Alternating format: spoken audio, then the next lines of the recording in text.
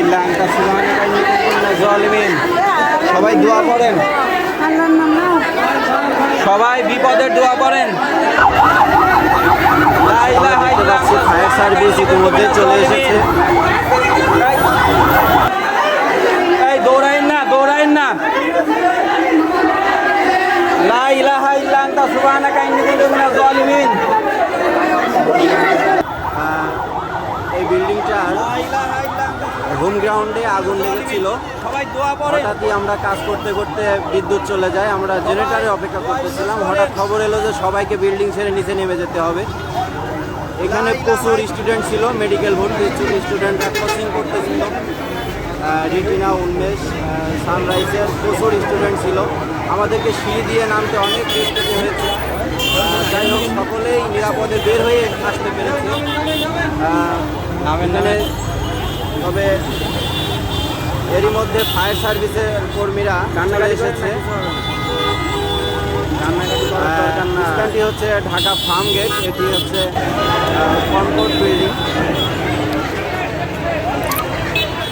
Dhaka farm গেটের Concord টাওয়ারের গ্রাউন্ডে আগুন লেগে গিয়েছিল জেনারেটর রুমে। বিল্ডিংটিতে আমরা অনেক মানুষ ছিলাম। হঠাৎ খবর এলো বিল্ডিং ছেড়ে নেমে যেতে হবে। সিঁড়িতে এসে দেখি প্রচুর ভিড়। এমতো অবস্থায় আল্লাহ সবাইকে হেফাজত করেছেন। এমন প্রতিষ্ঠানগুলোতে এমন বিপদ আপদে আরও ভালো প্রস্থানের ব্যবস্থা থাকবে।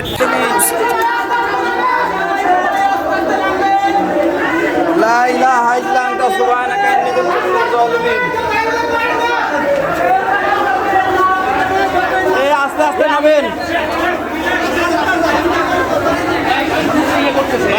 আস্তে আস্তে নামেন ভাই, আস্তে আস্তে আসেন, আস্তে আস্তে। এমন ব্যস্ততম বিল্ডিংয়ে পর্যাপ্ত আগুন নির্বাপক, এক্সটিংগুইশার, লম্বা লম্বা রশি, হাতুড়ি, এক বিল্ডিং থেকে অন্য বিল্ডিংয়ে যাওয়ার জন্য সিঁড়ি অথবা মই রাখা ছাদে ইত্যাদি থাকা জরুরি।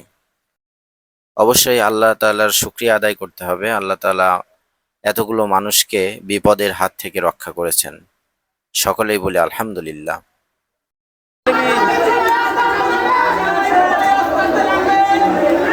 লা ইলাহা ইল্লা আনতা সুবহানাকা ইন্নী কুনতু মিনাজ জালিমিন।